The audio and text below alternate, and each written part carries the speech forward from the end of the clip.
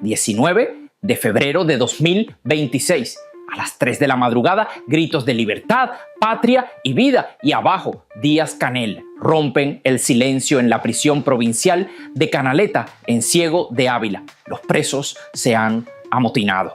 Y no es un motín cualquiera, es una rebelión contra el régimen. Una rebelión que está siendo reprimida brutalmente en este momento, y el detonante fue brutal. Según el testimonio de una expresa política difundido por la organización Prisoners Defenders, un joven preso, casi un niño, protestó porque no le daban comida. Estaba desmayado de hambre. Los guardias lo golpearon brutalmente y horas después apareció ahorcado en su celda. El régimen dijo que fue suicidio, pero los presos no lo creyeron porque saben cómo funciona el sistema. Saben que cuando un preso protesta, lo golpean.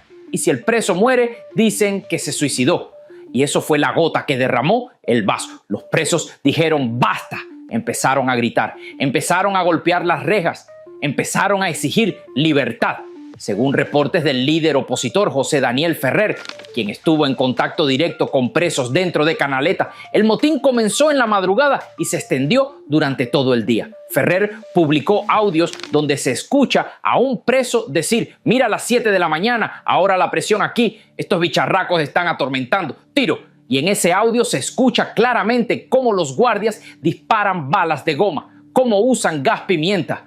Pero los presos no se rinden, y lo que les voy a revelar hoy es la historia completa del motín en la prisión de Canaleta. ¿Cómo empezó? ¿Cuáles son las condiciones inhumanas que lo provocaron? ¿Cómo respondió el régimen? ¿Cuántos muertos hay realmente? Y lo que dijeron congresistas de los Estados Unidos que el régimen no quiere que escuchen. Si eres nuevo, suscríbete y activa la campanita. Y si ya me sigues, comparte este video, porque esta información tiene que llegar a cada cubano dentro y fuera de la isla. Para entender por qué los presos se amotinaron, tienen que entender las condiciones en las que viven, condiciones que son una tortura diaria. Puertas adentro en Cuba hay tensión en la prisión de alta seguridad de Canaleta.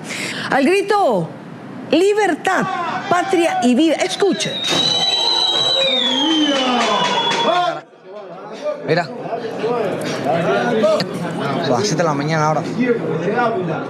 La prisión aquí en Canaleta.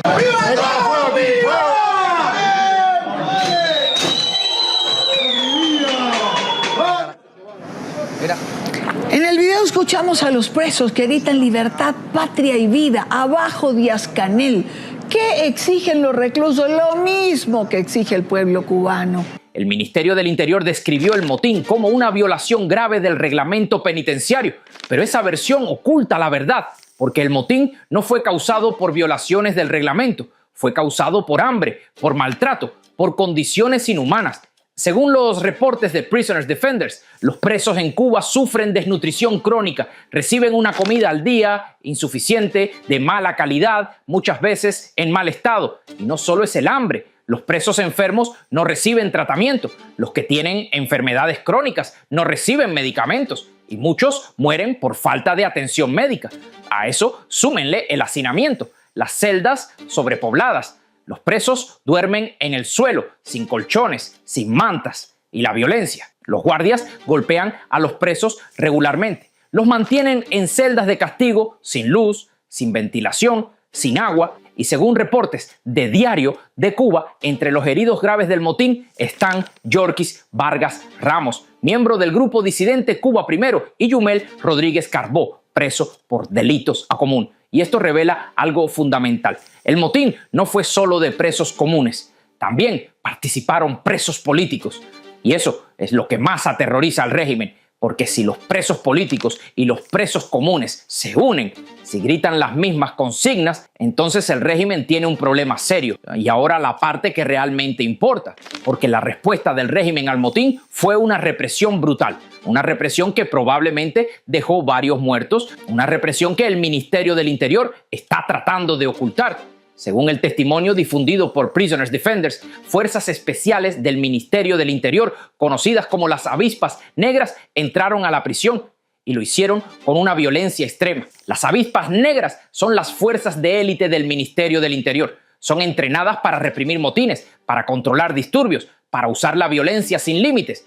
Y eso es exactamente lo que hicieron en Canaleta. Según los audios que salieron de la prisión, las fuerzas especiales usaron balas de goma, usaron gas pimienta, usaron gas lacrimógeno y usaron bastones para golpear a los presos. Y según el testimonio de la expresa política, la represión fue brutal. Dijo, testigos hablan de al menos 7 muertos. Sacaron ataúdes y ambulancias en la madrugada. Y José Daniel Ferrer confirmó algunos de los nombres de los fallecidos. Según Ferrer, entre los muertos se encuentran Walfrido Archival, conocido como Pilita, y Eduardo Rodríguez Ulloa, conocido como el Chinito de Colorado. Y Ferrer también dijo que podría haber una treintena de heridos, que las visitas a la prisión han sido suspendidas y que muchos presos van a ser trasladados a otras provincias. Y aquí está lo que el régimen no quiere que sepan. La represión no se detuvo cuando los presos dejaron de resistir. Continuó, porque después de que las fuerzas especiales recuperaron el control de la prisión, sacaron a los presos de las celdas, los metieron en celdas de castigo y los golpearon uno por uno, según el testimonio citado por Prisoners Defenders. Y eso es aterrador, porque revela que el régimen no solo reprimió el motín, también ejecutó a presos, mató a un niño, mató a un preso con trastorno psiquiátrico y probablemente mató a otros. Balas de goma,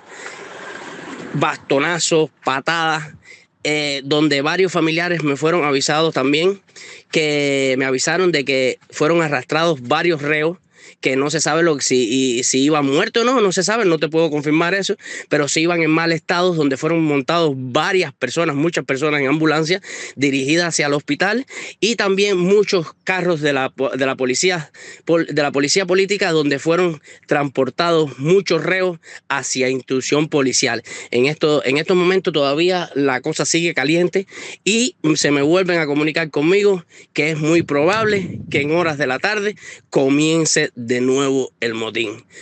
Y el Ministerio del Interior finalmente reconoció el motín, pero lo hizo de una forma que oculta la verdad.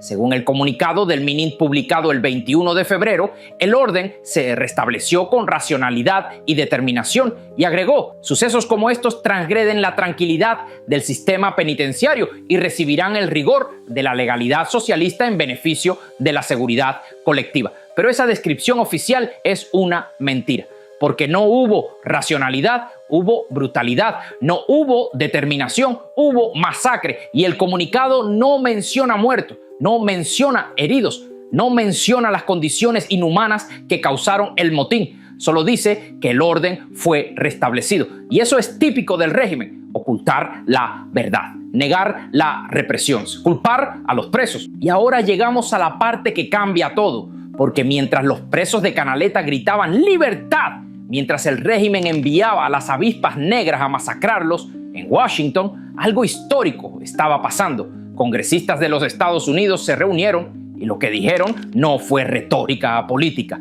no fue un discurso para las cámaras, fue una sentencia. Empecemos por el congresista Carlos Jiménez, un hombre que abrió su intervención con una frase que el régimen debería tatuar en su memoria. Los días de este régimen están contados. No dijo podrían estar contados, no dijo ojalá, dijo están contados. Certeza, como quien declara algo que ya sabe que va a pasar. Y añadió, este régimen tiene que irse, este régimen tiene que irse ahora. Son una amenaza para la seguridad nacional de los Estados Unidos y tiene que irse ahora. Lo repitió 3 veces. No fue un accidente, es un martillo que golpea 3 veces el mismo clavo.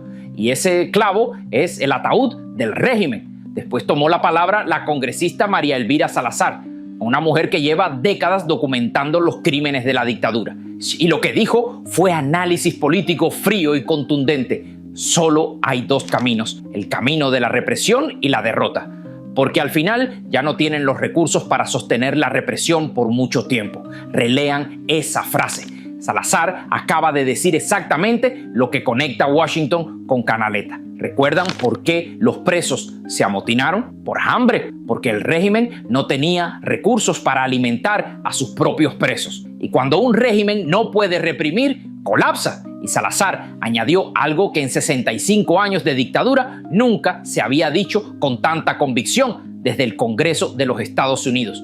Por primera vez en 65 años tenemos una gran esperanza de que lo que está pasando en Cuba, la miseria, la tortura y todo lo que los cubanos han tenido que vivir, está llegando a su fin. Y cerró con una frase que debería escucharse en cada celda de Canaleta: el momento de la verdad ha llegado, el momento de la libertad para el pueblo cubano está aquí y lo que vendrá será histórico. Pero lo que dijo el congresista Mario Díaz-Balart no fue solo una advertencia, fue una sentencia con nombre y apellido. Díaz-Balart explicó que el régimen tiene opciones. Igual que a Maduro le dijeron que podía irse a Rusia o a Siria, el régimen cubano también tiene opciones.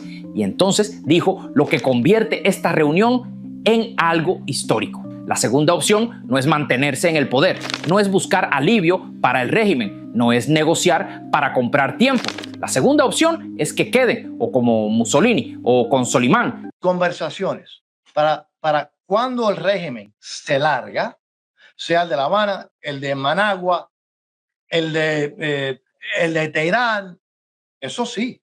Y vamos a estar otra cosa muy interesante. El presidente Trump, él habla con todo el mundo. Es interesante, él está dispuesto a hablar y hasta reunirse con todo el mundo. Pero está muy claro cuál es el propósito. Y él ha estado muy claro. Este régimen a 90 millas no es aceptable. No es aceptable, y que conste, como dijo María Elvira y como hemos dicho todos nosotros, no hay negociaciones para que el régimen pueda mantenerse en él, para que darle migajas al pueblo cubano. Aquí solamente hay una forma, una salida y un futuro para el pueblo de Cuba, que es la libertad absoluta y plena. Y la pregunta es si esos que el dinosaurio y los que los rodean quieren ellos buscar. Y por cierto, yo no puedo hablar por la administración, pero yo creo, porque lo vimos en el caso de Maduro, que le dieron opciones. Se quieren ir a Rusia, a vivir en Siria. Perfecto. Esa es una opción que tiene. La segunda opción no es mantenerse en el poder, no es buscar alivio para el régimen, no es negociar para comprar tiempo. La segunda opción es que queden o como Mussolini o con Soleimani. Esas son las otras opciones.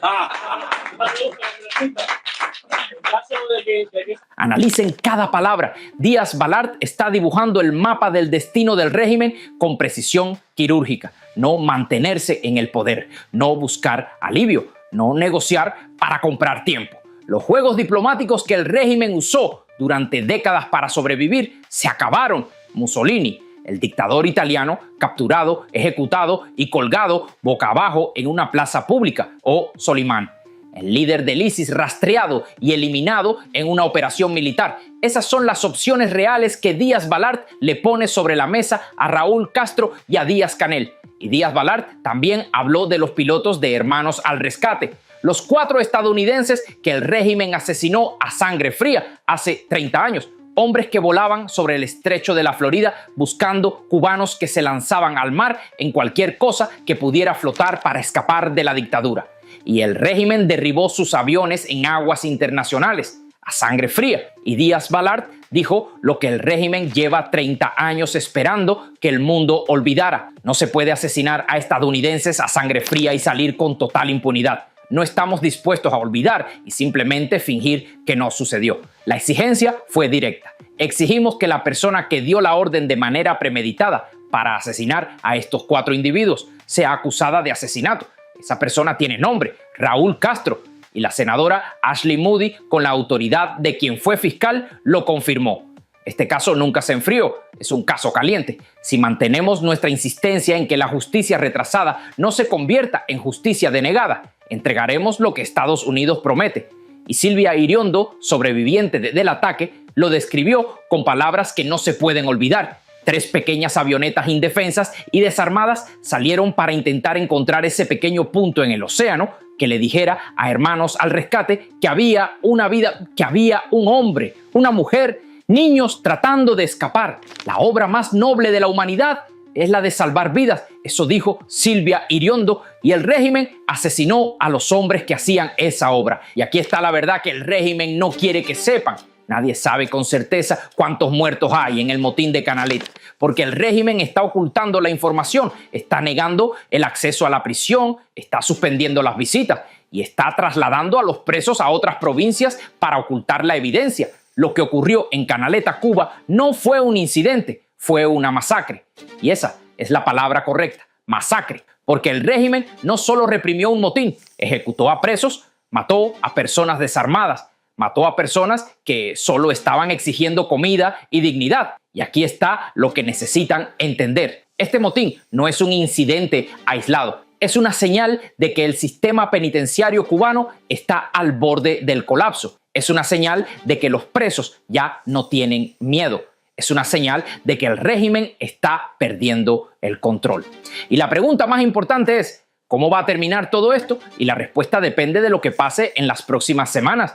Porque si el régimen continúa reprimiendo brutalmente, si continúa negando comida a los presos, si continúa manteniendo condiciones inhumanas, entonces habrá más motines en Canaleta, en otras prisiones, en todo el país. Y si hay más motines, si los presos empiezan a organizarse, si empiezan a gritar consignas políticas, entonces el régimen tendrá que decidir: o mejora las condiciones en las prisiones o reprime brutalmente cada motín. Y el régimen probablemente elegirá la represión porque no tiene recursos para mejorar las condiciones, no tiene comida para alimentar a los presos, no tiene medicinas para tratarlos, no tiene nada. Y eso significa que habrá más muertes, más masacres, más represión brutal, pero también significa que los presos van a seguir resistiendo porque ya no tienen nada que perder, porque ya no tienen miedo, porque saben que el régimen está al borde del colapso.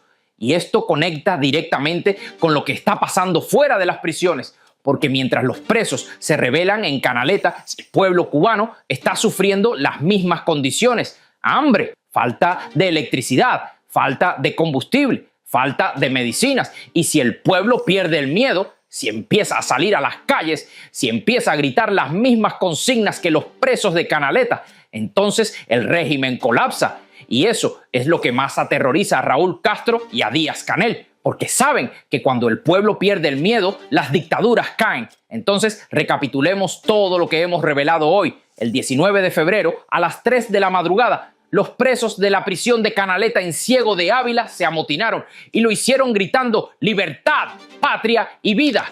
Y abajo, Díaz-Canel. El detonante fue el asesinato de un joven preso que protestó porque no le daban comida. Lo golpearon brutalmente y horas después apareció ahorcado en su celda. Las condiciones en las prisiones cubanas son inhumanas.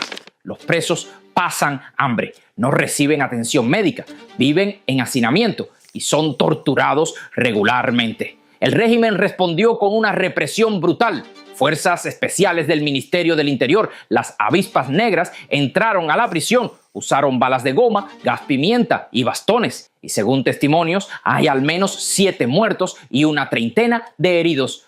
El Ministerio del Interior reconoció el motín, pero evitó hablar de muertos, evitó hablar de la represión brutal y dijo que el orden fue restablecido con racionalidad y determinación. Una mentira. Y la pregunta más importante es: ¿cómo va a terminar todo esto? Y la respuesta es que probablemente habrá más motines, más represión, más muertes, porque el régimen no tiene recursos para mejorar las condiciones y los presos ya no tienen miedo. Y Canaleta es una señal de que el régimen está perdiendo el control. Una señal de que el pueblo cubano, dentro y fuera de las prisiones, está perdiendo el miedo. Y cuando un pueblo pierde el miedo, las dictaduras caen. Ahora, esto es lo que necesito de ustedes. Compartan este video, compártanlo con cubanos dentro de la isla, compártanlo con la comunidad de Miami, compártanlo con organizaciones de derechos humanos, porque esta información tiene que llegar a todos. Y déjenme en los comentarios sus respuestas a estas preguntas. Primera pregunta: ¿creen que habrá más motines en otras prisiones cubanas? Segunda pregunta: ¿creen que el régimen está ocultando el número real de muertos en Canaleta? Y tercera pregunta: ¿creen que los presos de Canaleta son héroes por gritar patria y vida y abajo Díaz-Canel? Cuarta pregunta: ¿creen que las palabras de Díaz Balart, Jiménez y Salazar en el Congreso de los Estados Unidos son una señal real de que la administración Trump está lista para actuar contra el régimen cubano o son solo palabras políticas sin consecuencias? Quinta pregunta: cuando Díaz Balart dice que las únicas opciones para el régimen son como Mussolini o con Solimán, ¿creen que Raúl Castro y Díaz-Canel están tomando esa advertencia en serio? Y sexta pregunta, 30 años después del asesinato de los pilotos de Hermanos al Rescate, ¿creen que finalmente veremos a Raúl Castro acusado de asesinato ante la justicia de los Estados Unidos? Quiero leer sus opiniones, quiero saber qué piensan, porque ustedes son parte de esta comunidad y juntos estamos exponiendo las verdades que las dictaduras quieren ocultar. Y si llegaste hasta aquí, escribe en los comentarios: libertad para los presos de Canaleta y se le acabó el tiempo al régimen, para que sepa que viste el video completo. Y si aún no estás suscrito, suscríbete ahora y activa la campanita. Y recuerden, los presos de Canaleta gritaron lo que el pueblo cubano piensa, pero tiene miedo de decir. Gritaron libertad, gritaron patria y vida, gritaron abajo Díaz-Canel. Y por eso fueron masacrados. Pero su grito no será en vano, porque ese grito es el grito de un pueblo que ya no tiene miedo. Soy Darwin Santana. Esto fue El Mundo de Darwin. Nos vemos en el próximo video.